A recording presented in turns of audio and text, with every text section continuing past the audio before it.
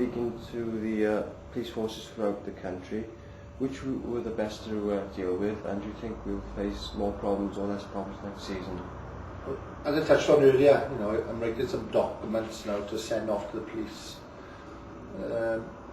It's a self-perpetuating thing, isn't it? It's sad really, and that's what we've got to break. We are paying the price for past crimes, shall we say, or whatever. And the image, rightly or wrongly, we've got an image, we've got to change. What they do find is when you talk to these police and they can see you can talk and you're not falling over drunk, or they haven't got an axe or a gun with you, they think, my God, these are human beings. Ipswich is a classic example, when the police stopped the bus and were searching the bus, and now you're paying out for what happened in Sheffield. I said, what happened in Sheffield? There was trouble there. We know what happened in Sheffield, we stuck to their plans, they caused us chaos and whatever. But what we've got to do is to limit the risks of things happening, which is what we do really, We just limit the opportunities of things going wrong. We talk to the police in advance. We've got plenty of plans to talk to the police before matches, to ask them what they want. If they don't want to talk to us, then what can we do? We just got to do your own thing. But the ones that talk, we had some major success last year where police came down and talked to us, asked us what we wanted, we asked them what they wanted, work together. Most of our boys want to go away, watch football, have a drink and have a bit of fun. They're not, I keep saying this, why travel to Norwich for a fight? I can go down to the local pub where I live and have a fight 5 nights a week, 7 nights a week. I don't have to go to Norwich for a fight. I can't get over the mentality of wanting to go all the way up there and have a fight and then go back to court. And what is all that about? People get dragged into situations, but we've got to change the image. And by talking to the police, the boys are great. When we go away, we went to a place like Rotherham, Ipswichshire, driving out, and you got the police wave into us, and they fans and people appreciate that. I've always said this. If you try to, you won't intimidate Cardiff City fans. If you think that hitting them with a big stick is going to frighten them, you have the opposite effect. You hit one with a big stick and you fight in 10.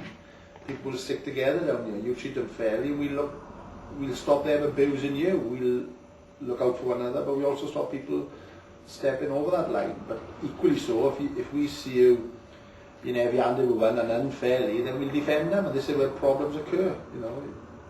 We both need to learn lessons, and we both need to work together to limit the risk of things going wrong. It doesn't mean things are never going to go wrong, but only an idiot doesn't learn from mistakes. We're learning all the time, so we just got to keep chipping away.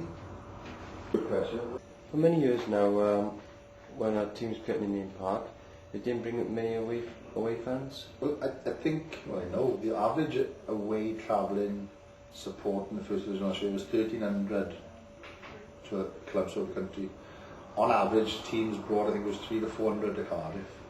Now, we spoke to fans who've been to Football Supporters Federation, and Cardiff perceived, rightly or wrongly, again through the media, how we portrayed as, my God, what a place to go to. They eat your children and blow your car up or whatever. People are terrified to come here. Well, the ones who actually come think, my God, what a place.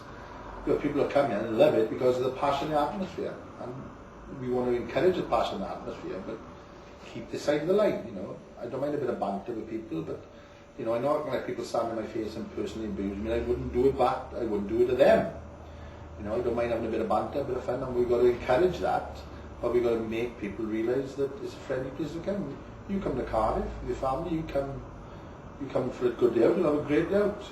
Equally so, if you come determined looking for trouble, you'll find, not only find it in Cardiff, you'll find it in most places, but especially in South Wales. If you've got an attitude and you want trouble, you'll get it down here. But you come for a good day out and a bit of fun, you'll have it. And I think what we've got to do as supporters is to get genuine supporters to come down here. Because I hate them there's no away fans here. I love having packed away fans. They generate us to create an atmosphere and it's it goes on from there, doesn't it? And the louder they are, the louder we are. I love that. It's the atmosphere of the game that gets people coming there. I think it would be disaster to have no fans there. I'd love to see thousands of fans come in. As long as they come for a good day out, I don't want to see their fans coming down here and causing trouble. And in some ways, having a bad reputation in the past has helped, because by having a bad reputation, you don't get many hooligans from away clubs coming down here. And in a perverse sort of way, that has helped. So we have less trouble. Cardiff City is one of the safest grounds in the country to go to. The police have got it sussed here. you know, if you come down, you get off a bus and come to the ground here, you got no problem at all. You can go and have a drink in city centre. You could, you know, there's places I wouldn't walk about now in Cardiff, let alone being an away fan. That's life. But we're trying to encourage other fans to come down here. If they're fair-minded people, we meet them and have a deal with them, no problem at all. Is there any truth that Rams will be getting less allocation tickets next season? I haven't even read the rumour. They don't, in truth. I don't see why they should. You know, all the Rams are as a sports organisation. If the people amongst the Rams are season ticket holders, they'll get the allocation. You know, the only ground you can have trouble with next year are teams like Brighton, where we only get 600 or 700. I think what Cardiff City fans, the way Cardiff City treat their fans is fair with tickets. Now that we've got the database, they can actually prove who's been to what matches and reward the loyal ones, and that's where the Rams Supporters Club are independent. If you're an independent fan who's been to every away game, then you should get a ticket if you're a season ticket holder.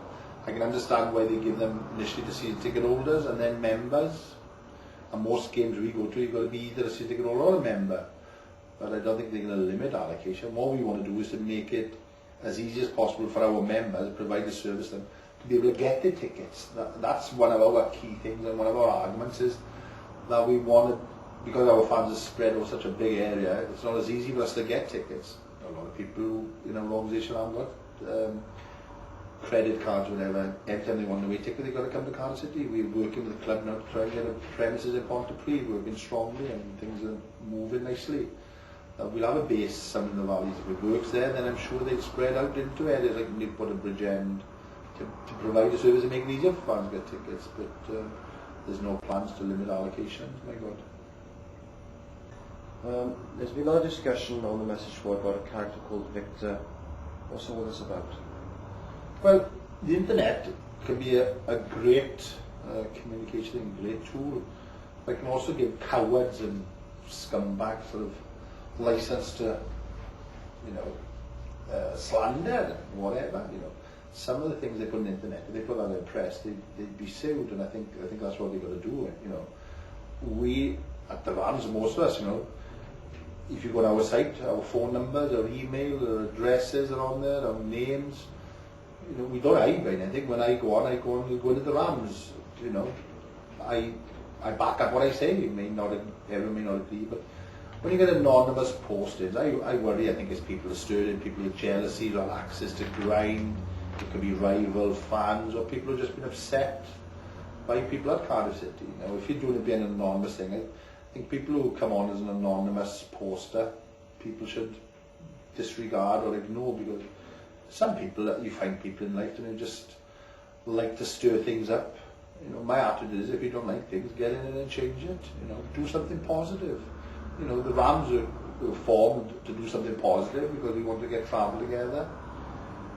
It's a democracy, you know. I may be seen as a spokesman, but I speak for people. We go to the meetings and people tell me what we will say. We will show of hands. That's democracy.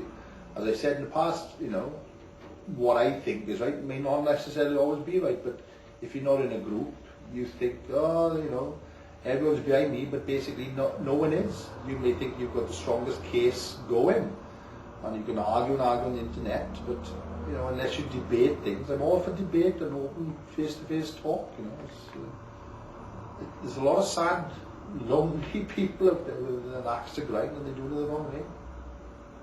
Apart from the disabled issue, what other subjects were discussed in the recent seminar you attended on behalf of the Cardiff City and the Rams? Well, we went to Football Supporters Federation. Very boring, long-winded, but something we have to do, you know. Again, if you want representation as a football fan, you've got to do these things. And everything is discussed. Everything, from, you know, ticket pricing, advertising. I don't know how much bite they've got, but they're recognised by the government. They get government support. They are the voice of the fans, whether you like it or not. You may disagree totally with. I disagree with a lot of things they say, but the only way you're going to get it changed or anything about it is get in there and do it, and that's our attitude. If we don't like the way things, you know, if this organisation suddenly said everyone who goes to football got to wear a shirt and tie, then we'd be up there fighting. And a lot of people disagree, but you've got to be in there to change it. They have got a voice, they are recognised. if you don't like it, it's like we said about politics earlier.